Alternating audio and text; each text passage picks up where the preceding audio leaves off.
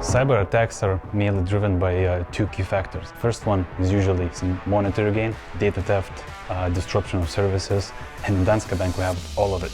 Right? We have a service that needs to be available at all times. We handle money, and we also have a lot of financial information, sensitive information that needs protecting. Second factor is opportunity. So that's more of a technology, software, people. These things kind of combine into a really great packet for adversaries to go after us. So we need to protect that, of course. That's where we come in.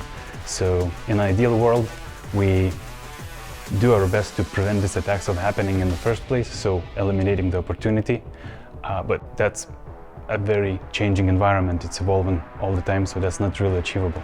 There's a great book by Simon Sinek. It's called Infinite Game, and he describes this as a game that you cannot win, right? And security is a lot like that. It's just not going to be a one magical day when we get up and say we're victorious, folks, let's pack our bags and go somewhere nice. It's just not going to happen. So this is a never-ending game. We try and stay in the game as long as possible. Adversaries on the other side, they can win it. If they just pull this off, they might be set for life, for years. So, and they're not bound by any rules to the game. They do whatever it takes to achieve their goals. And that's what makes it really challenging and exciting at the same time. As their tactics evolve, we need to adapt and adjust accordingly. We do that around the clock. We work all year round, day and night. So that's kind of a summary of what our team does. I kind of believe that a lot of stress, tension, and anxiety is a byproduct of our thoughts, right? And a lot of it's rational, some not so much. So I like to take a stoic approach to this, right? It's called, I believe, dichotomy of control, where you separate those things in two categories, things you have control over and things you don't have control over. When the team approaches me and talks about it, I also advise them, break it down, right? Can you control it or not? Just thinking about the fact that you don't have control over certain things and stressing is not gonna help. It does give you a bit of a headspace, right? And for the things you can control, depending on the situation, it allows you to do some resource allocation as well. So it's due to overwhelming work. Maybe some projects not going well.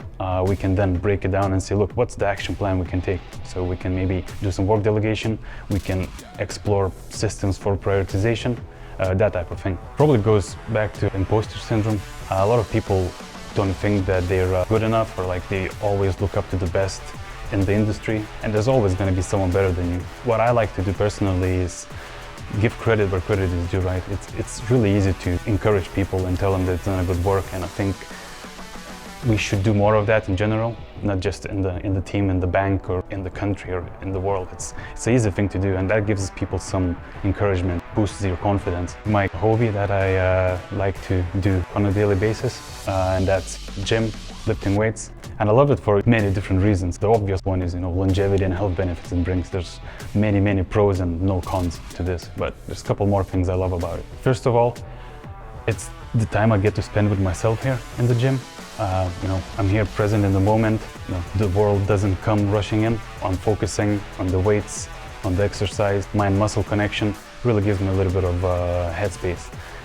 Another thing that I love about it is the fact that I can challenge myself in the gym, push myself to the limits. So every workout I try and beat my previous workout. So it's like a never-ending challenge. Your mileage may vary, but I have tremendous effects throughout the day and in the long run.